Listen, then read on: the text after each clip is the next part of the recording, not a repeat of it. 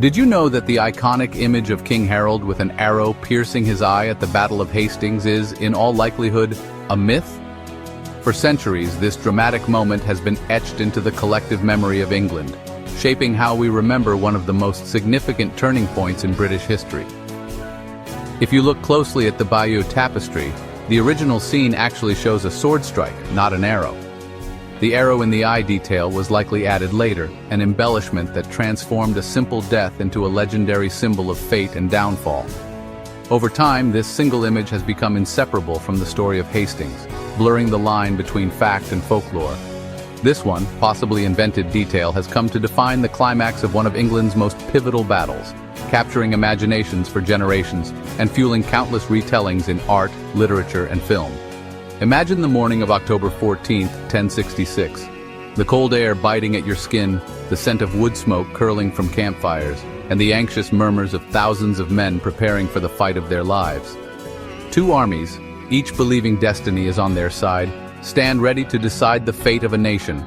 On one side stands Harold Godwinson, the newly crowned Saxon king, determined to defend his homeland and his crown.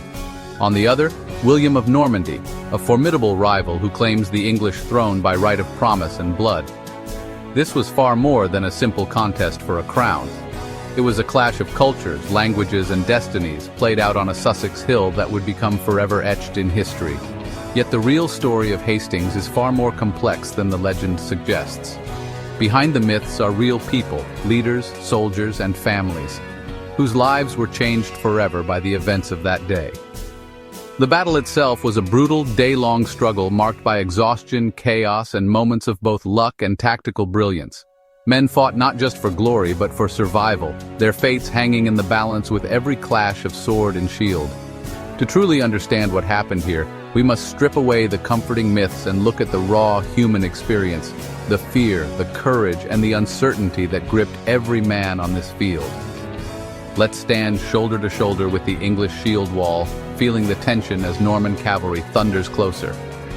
Let's ride with the Norman knights, driven by ambition and the promise of a new kingdom, and explore the motivations, hopes, and fears that played out on this blood-soaked ground. By the end, you'll see Hastings not as a distant, fated event, but as the bloody, dramatic birth of modern England, a moment when the future of a nation was decided in a single, unforgettable day. This is the real story of 1066, a story of myth, memory, and the forging of a nation. Dawn broke over the valley, revealing two exhausted armies, each bracing for the day that would decide the fate of a kingdom. Harold's men had marched nearly 200 miles from Yorkshire, already battered from their hard-fought victory at Stamford Bridge just days before. Their feet were blistered, their bodies weary, but their resolve was unbroken. 7,000 strong, mostly infantry, elite housecarls and local feared, stood atop the ridge, defending their homeland. These men, farmers and seasoned warriors alike, now formed England's last line of defense. Below, William's professional force matched them in number, but brought archers, infantry, and the shock of armored cavalry. The Normans were disciplined, well-equipped, and hungry for victory. William's army was a mix of Normans, Bretons, and Flemish mercenaries, all promised land and riches if they triumphed. Many had crossed the Channel for glory, others for fortune, but all were bound by their leader's ambition. For Harold, this was a fight for survival and England's independence. He knew that defeat would mean the end of Saxon rule and the loss of everything his people held dear. His plan: hold the high ground, use the ridge as a natural fortress, form an unbreakable shield wall, a living barrier of wood and steel, and let the Normans exhaust themselves against it, hoping their attacks would break like waves on rock. William, risking everything, claimed the throne by right and papal blessing. He believed destiny and the church were on his side. His men faced annihilation if they failed. There was no retreat, no second chance. The Channel behind them, the enemy before them. The tension was unbearable as both sides waited for the first move. Every heartbeat seemed to echo across the field.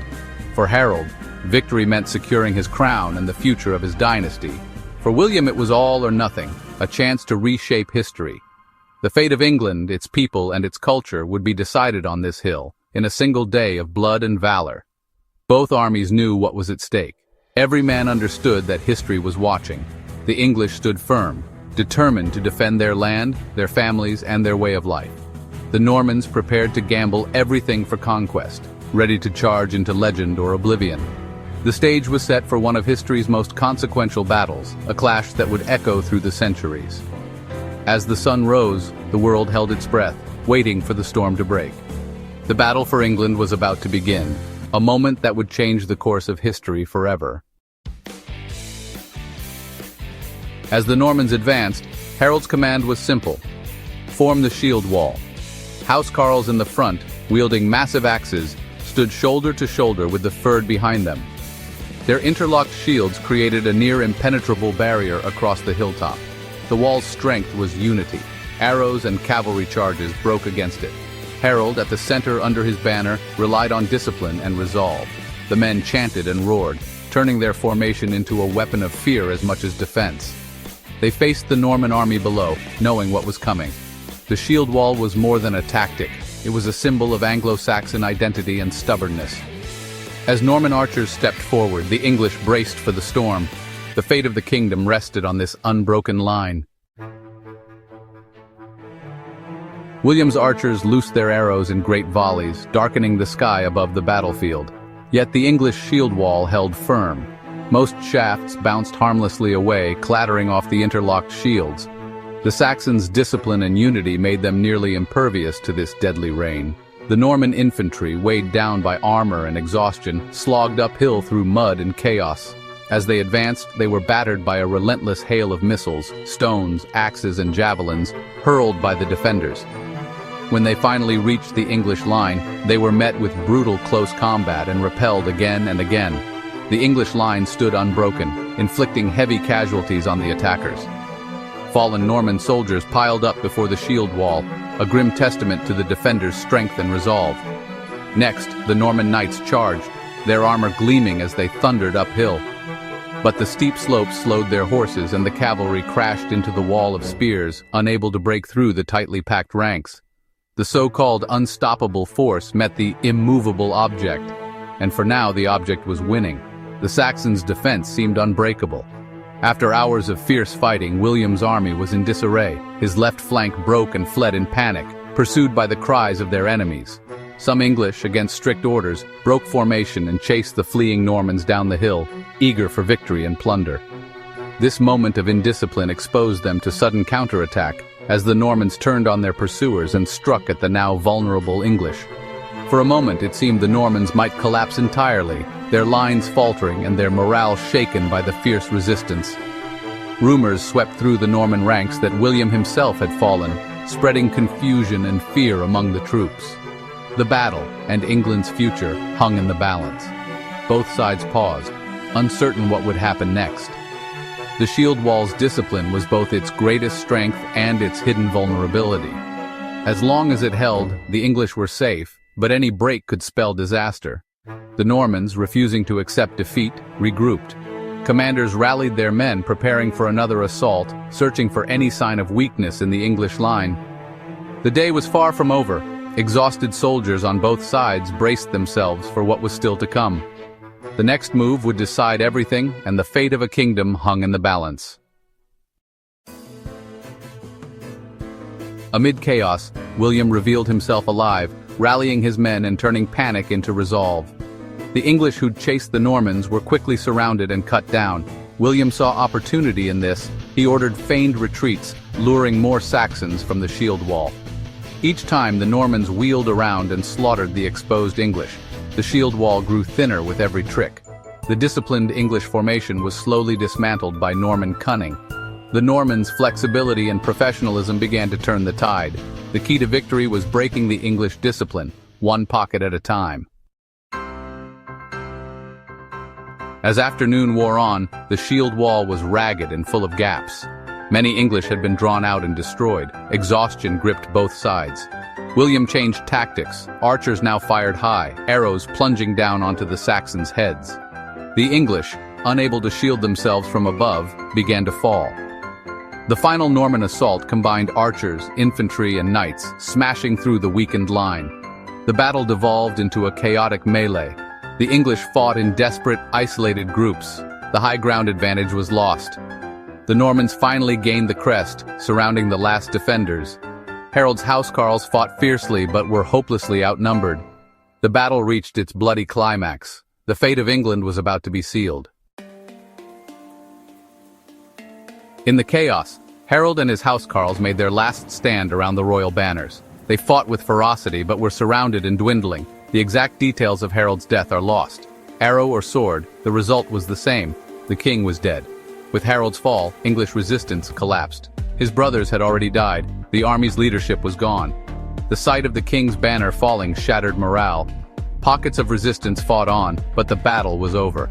As darkness fell, the English fled. The Normans held the field. William had won his gamble. The Anglo-Saxon era ended in blood on this Sussex hill. Night fell on a field of carnage. Thousands dead, the English army destroyed. William's men camped among the bodies. Their own losses were heavy, but the English were devastated.